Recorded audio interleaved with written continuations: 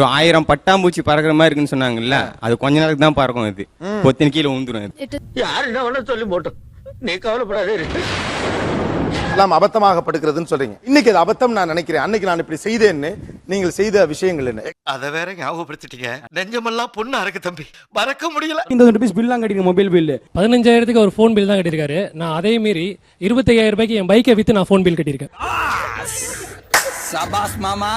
எப்ப பார்த்தாலும் அழுதுட்டே இருப்பேன். சண்டை, அவ பேசுறனா அழுவேன், அவ சிரிக்கிறனா அழுவேன்.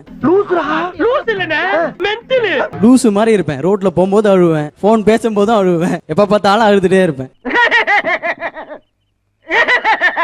உங்களுக்காக எங்கெங்கயோ அலைஞ்சேன். அவ ஒரு பக்கம் படிக்க போவா, அங்க போயிட்டு திரும்ப அங்க இருந்து திரும்ப நான் ஒரு சைடு படிக்க போனேன். அந்த நேரத்துல எல்லாம் நான் ஒழுங்கா படிச்சிருந்தா இன்னைக்கு ஒரு டாக்டராவோ ஒரு நல்ல பொசிஷன்ல இருக்கலாம். யாரா நீ இவ்வளவு டேலண்டட் ஆகுற? You are really a god gifted child. ஒரு நல்ல டாக்டர் நாடு இழந்துருச்சுல. ஏதோ ஒரு படத்துல சத்யராஜ் சொல்லுவாங்க தெரியுமா, மாமா நான் வேணா டாக்டர் ஆயிருவேன் மாமானு. ஏன் சார்? யா யா